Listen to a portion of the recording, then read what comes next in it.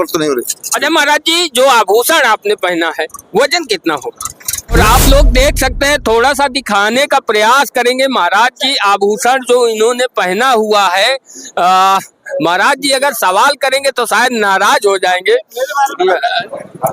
नमस्कार दोस्तों, इस वक्त हमारी मौजूदगी है प्रयागराज संगम क्षेत्र में। महाकुंभ चल रहा है और आज हमको मिले हैं दिव्य संत महाराज महाकालेश्वर से आए हुए हैं और आप देख सकते हैं इनकी वेशभूषा। जी महाराज, कहाँ आगमन आपका? अद्भुत स्वामी श्री कृष्ण नाम है हमारा। जी जी। महाकालेश्वर उज्जैन मध्य प्रदेश से आए हम। आगमन आपका कब हुआ? कुंभ मेले से पहले से आगमन है हमारा। जी। यहाँ पर कहाँ निवास है? हम सेक्टर 19 में निवास कर रहे हैं। जी। ये क्या है कि मैं बचपन से तपस्या करता था, भक्ति करता था, तो भगवान ने मुझे 17 साल पहले ये रूप दिखाया कि मैं ऐसा बनकर भगवान की भक्ति करूं और प्रचार करूं। जब से सदैव हमेशा ऐसा रहता हूँ। जी जी। दिन रात। बांसुरी बजाएंगे क्या महाराज? मैं क्या है 3 काम नहीं करता। जी। क्या है, एक तो मैं बांसुरी नहीं बजाता, एक मैं चश्मा नहीं उतारता और एक मैं रुपया नहीं लेता किसी से। जी जी। क्योंकि लोग कहते हैं कि भगवान की बुरी नकल करना ठीक नहीं है, तो ये 3 कामों से थोड़ा सा डिफरेंट हो जाता है। जी। ऐसा। जी।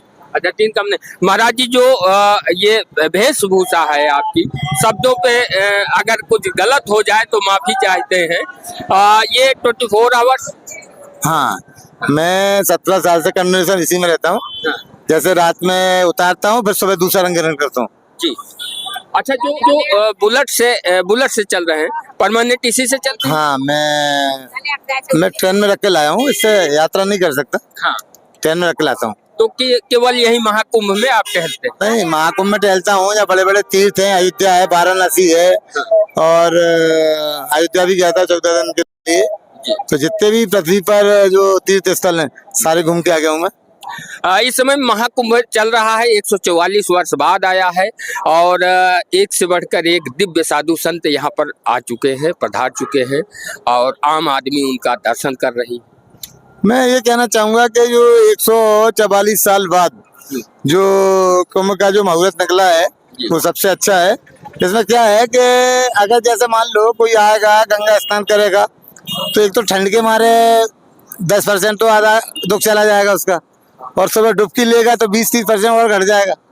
और फिर क्या होगा कि यहाँ पे जो है पृथ्वी के जो भगवान के नजदीक जो भगवान को टच करते हैं साधु संत, जैसे इनकी बात होती है, जैसे तरह तरह के हैं तो सारे साधु संत यहाँ आते हैं कुंभ के मेला में और देवता भी आते हैं और मुझे लगता है कि भगवान भी आते होंगे। तो क्या होता है कि जब वो साधु संत आते हैं और जो अपनी को श्वास छोड़ते हैं, श्वास भजन करने वाली श्वास, तो श्वास क्या करती है कि वायुमंडल में मिल जाती है और वायुमंडल में मिलने के बाद जो जो आदमी सांस लेता है जो कुंभ के मेला में आए, जो उसके अंदर जाती है तो एक तो उसे अच्छा लगने लगता है, उसके दुख भाग जाते हैं और वो बदलने की कोशिश करने लगता है। जो दिव्य साधु संत हैं या देवता भी अगर महाकुंभ में आए हैं इस समय, लेकिन आम आदमी अपनी आम आंखों से उनको देख नहीं सकता। देखिए कि उसे देखने के लिए बहुत नियम कायदे कानून है। तो जैसे कहूँगा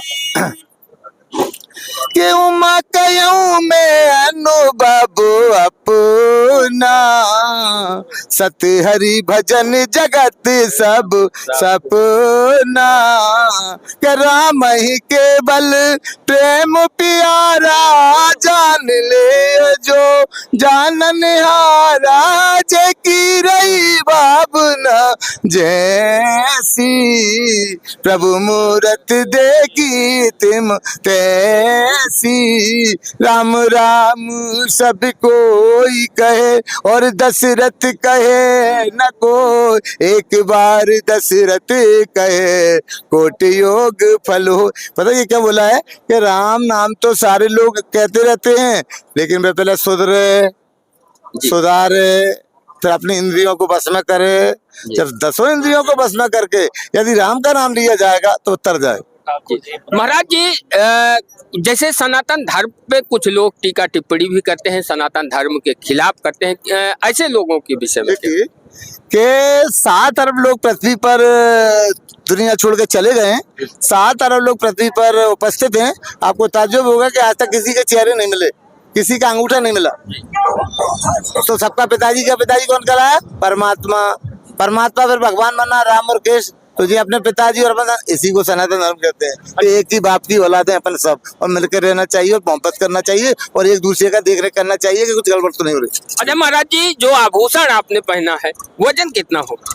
मैं हमारे बारे में नहीं बताऊंगा जी। आप तो धर्म के बारे में या कुछ और पूछे तो ज्यादा अच्छा है। मतलब मुझे अच्छा नहीं लगता अपने बारे में बताना। अब वो थोड़ा सा सबको ही दिख रहा है कितना पहने कितना नहीं पहने, वो तो उनकी आंखें बताएंगी क्या है। मैं क्या बताऊंगा मैं क्या पहनूं? जी।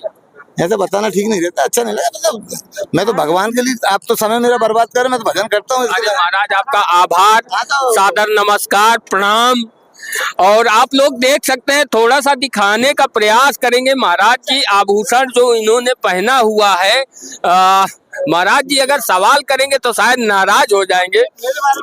नहीं, ये जो राधा कृष्ण का रूप ये दिखाई दे रहा है, स्वरूप आपका। देखिए कि जो आदमी भगवान का हो जाता है, ये की रही भावना जैसी, वो किसी को राम लग सकता है, कृष्ण लग सकता है, रावण लग सकता है, कुंभकर्ण लग सकता है। जैसा जैसा दृष्टि, जैसी दृष्टि वैसी सृष्टि।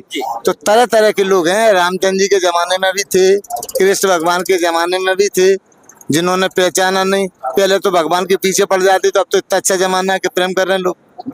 हाँ? तो जमाना सुधर रहा है, जमाना बिगड़ कर रहा है। कौन को दिख रहा है बिगड़ रहा है? हम तो कह रहे हैं कि जमाना बहुत अच्छा चल रहा है और भगवान डायरेक्ट है आजकल।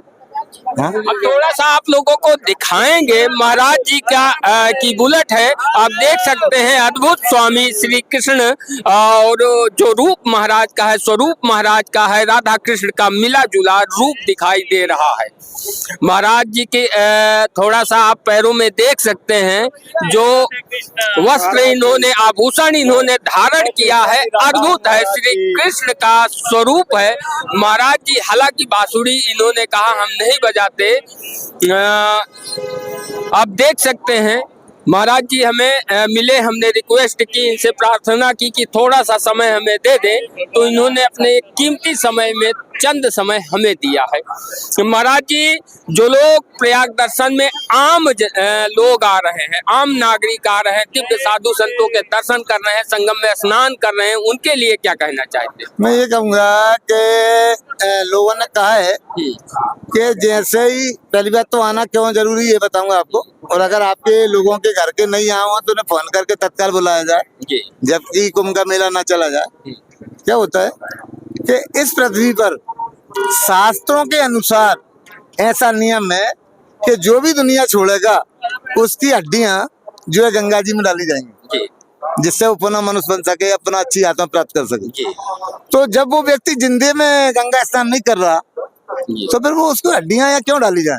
जी जी जी, बिल्कुल बिल्कुल, है क्या नहीं? हाँ, तो मरे की क्यों डाली जाती? तो मैं ये कहना, और फिर वो तो मेरे को ऐसा भी लगता है कि अगर मान लो ऐसा करता है तो हो सकता है वो मनुष्य तो बनेगा ही नहीं, बात ही खत्म हो जाती है। अब वो कुछ भी बने उससे कोई फर्क नहीं पड़ता।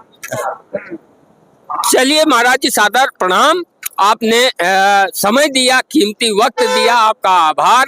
और आप लोग देख सकते हैं कि महाराज का अद्भुत रूप है, राधा रानी का स्वरूप है, और आप श्री कृष्ण और राधा रानी का स्वरूप इन्होंने धारण किया हुआ है। जो आभूषण है, आप यहाँ पर थोड़ा सा अपने साथी उत्तम मिश्रा जी से कहेंगे कि आप फोकस करें।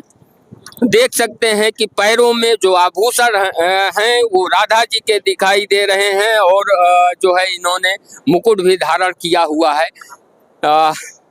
नमस्कार महाराज जी, प्रणाम आपको जी।